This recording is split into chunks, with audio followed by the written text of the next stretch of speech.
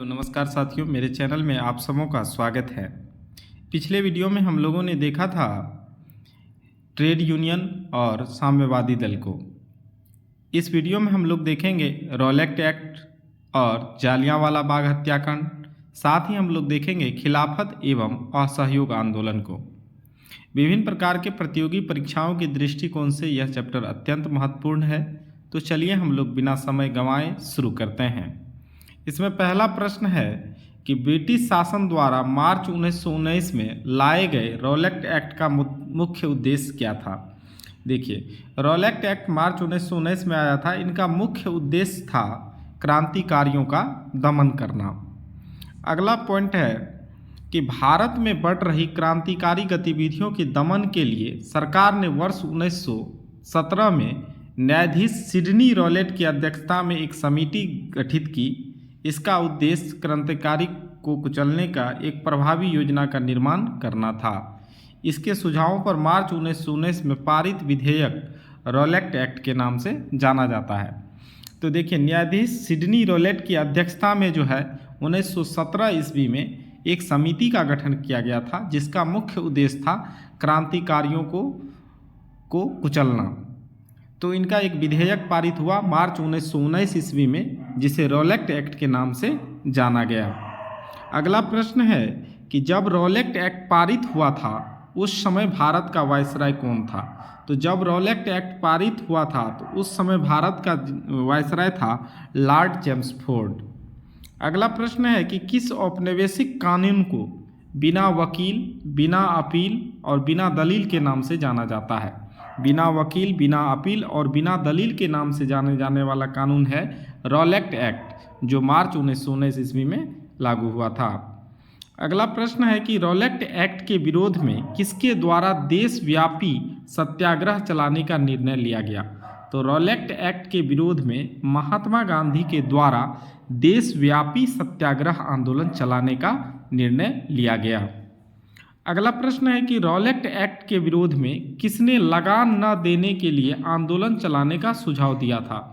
तो Rowlatt act के विरोध में लगान न देने के लिए आंदोलन चलाने का सुझाव दिए थे स्वामी श्रद्धानंद ने।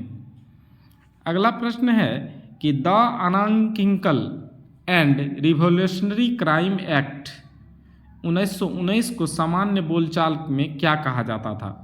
देखिए, the anarchical and revolutionary crime act 1919 को आम बोलचाल की भाषा में कहा जाता था रॉलेट एक्ट। अगला प्रश्न है कि जालियांवाला बाग नरसंहार के पहले कौन सी महत्वपूर्ण घटना घटी थी। जालियांवाला बाग नरसंहार जो हुआ था उससे पहले घटी थी रॉलेट एक्ट का पारित होना। इसी के कारण जालियांवाला बाग नरसंहार हुआ। अगला प्रश्न है कि पंजाब के अमृतसर शहर में जालियांवाला बाग हत्याकांड कब हुआ था। तो जालियांवाला बाग हत्याकांड हुआ था 13 अप्रैल 1919 ईस्वी को। आगे नोट है, हम लोग इसको देखेंगे। नोट है कि रॉलेट सत्याग्रह के दौरान पंजाब के दो लोकप्रिय नेताओं डॉक्टर सैफुद्दीन किचलू और डॉक्टर सत्यपाल की गिरफ्तारी और ब्रिटिश दमन का विरोध करने के लिए 13 अप्रैल 1919 को बैसाखी के दिन अमृतसर के जालियांवाला बाग में एक सार्वजनिक सभा बुलाई गई थी, जहां जनरल डायर द्वारा निहत्थे लोगों भीड़ पर गोलियां चलाकर लगभग 1000 लोगों की हत्या कर दी गई थी। इस घटना को जालियांवाला बाग हत्याकांड के नाम से जाना जाता है। तो देखिए, पंजाब के जो दो स्थानीय नेता थे, डॉक्टर सत्यपाल किचलू था और जो है सैफुद्दीन किचलू, इन दोनों को गिरफ्तार कर लिया था और ब्रिटिश दमन का विरोध करने के लिए जो है 13 अप्रैल और 1919 को बैसाखी के दिन अमृतसर जालियांवाला बाग में एक सार्वजनिक सभा बुलाई गई थी, उस समय का जो जनरल डायर था उन्होंने निहत्थे भीड़ पर गोलियां चलाया, जिसमें 1000 लोग मारे गए। इसलिए इसका नाम जालियांवाला बाग हत्याकांड के नाम से जाना जाने लगा। अगला प्रश्न है कि जालियांवाला बाग हत्याकांड के बाद किस विख्यात व्यक्ति ने ब्रिटिश सरकार द्वारा प्रदान की गई नाइटहुड की उपाधि को वापस लौटा दिया था। तो नाइटहुड की उपाधि को लौटाने वाले थे रविन्द्रनाथ टैगोर। अगला प्रश्न है कि जालियांवाला बाग हत्याकांड के विरोध में वायसराय की कार्यकारिणी परिषद की सदस्यता से किसने इस्तीफा दे दिया? तो वायसराय की कार्यकारिणी परिषद से इस्तीफा दे दिया था के शंकरन नायर ने। अगला प्रश्न है कि जालियांवाला बाग हत्याकांड जांच हेतु ब्रिटिश सरकार द्वारा किस कमेटी का गठन किया गया? तो जालियांवाला बाग हत्याकांड की जांच हेतु ब्रिटिश सरकार द्वारा हंटर कमेटी का गठन किया गया था। अगला प्रश्न है कि जालियांवाला बाग हत्याकांड के लिए जिम्मेदार जनरल डायर को किसने लंदन में मार डाला था? तो जनरल डायर को लंदन में मारा था उधम सिंह ने। आगे नोट है, कांग्रेस ने जालियांवाला बाग हत्याकांड की जांच हेतु मदन मोहन मालवीय की अध्यक्षता में एक समिति गठित की थी और समिति के अन्य सदस्यों में थे मोतीलाल नेहरू, महात्मा गांधी, CR दास जिसे चितरंजन दास बोलते हैं, बदरुद्दीन तैयब जी और MR जयकर आदि शामिल थे। आगे हम लोग देखेंगे स्वतंत्रता संग्राम की प्रमुख घटनाएं। 1885 ईस्वी में भारतीय राष्ट्रीय कांग्रेस की स्थापना हुई थी। इसके संस्थापक थे A.O. ह्यूम। 1905 ईस्वी में बंगाल विभाजन के फलस्वरूप आरंभ हुए स्वदेशी आंदोलन का भारत के विभिन्न क्षेत्रों में प्रसार हुआ था। 1906 ईस्वी में मुस्लिम लीग की स्थापना हुई थी और 1909 ईस्वी में इंडियन काउंसिल एक्ट की स्थापना हुई।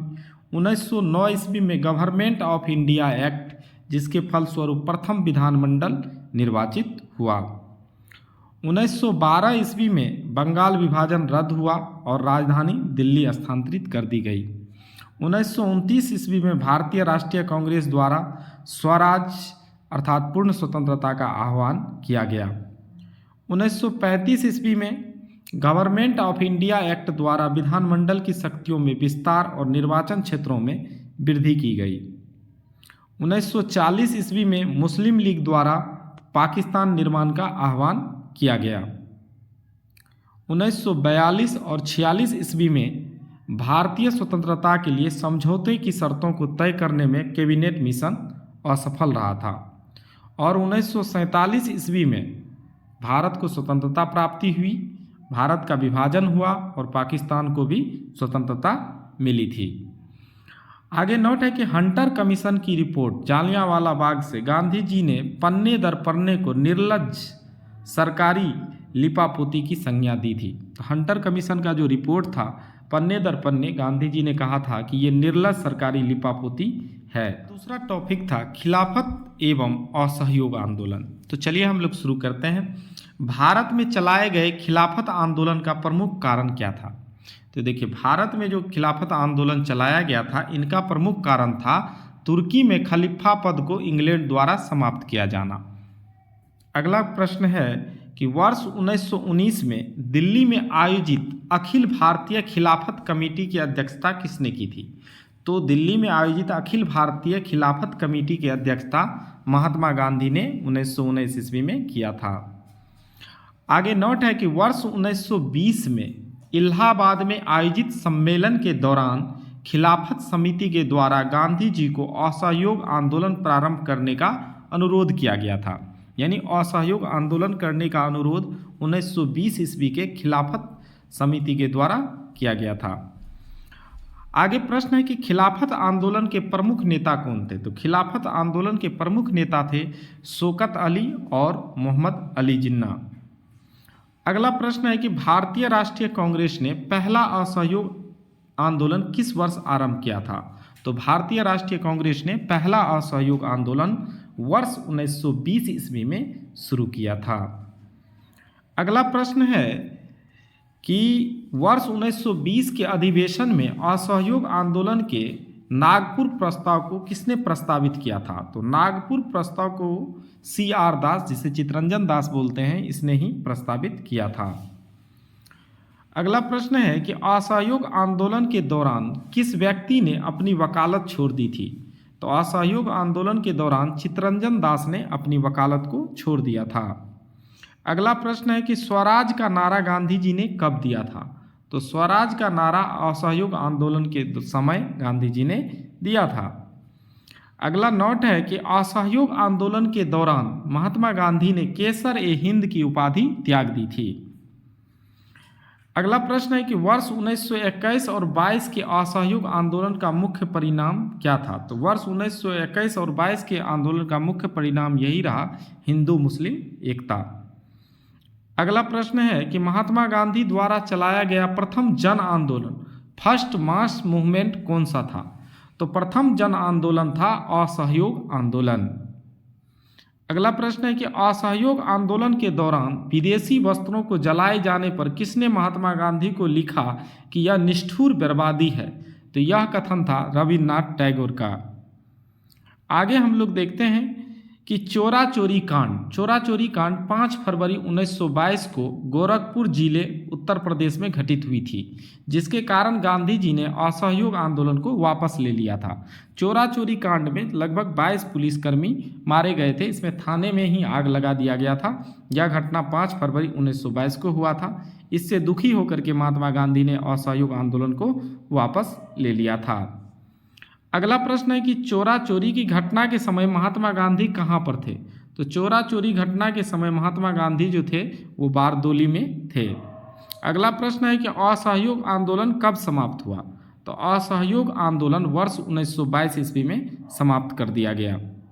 आगे नोट है कि असहयोग आंदोलन के दौरान मोतीलाल नेहरू, CR दास, श्री राजगोपालाचारी, वल्लभ भाई पटेल, आसफ अली, T प्रकाशन व राजेंद्र प्रसाद जैसे प्रमुख वकीलों ने अपनी वकालत छोड़ दी थी। धन्यवाद दोस्तों। वीडियो अच्छी लगी तो वीडियो को लाइक करें, शेयर करें और अगर नए हैं तो हमारे चैनल को सब्सक्राइब करें। धन्यवाद।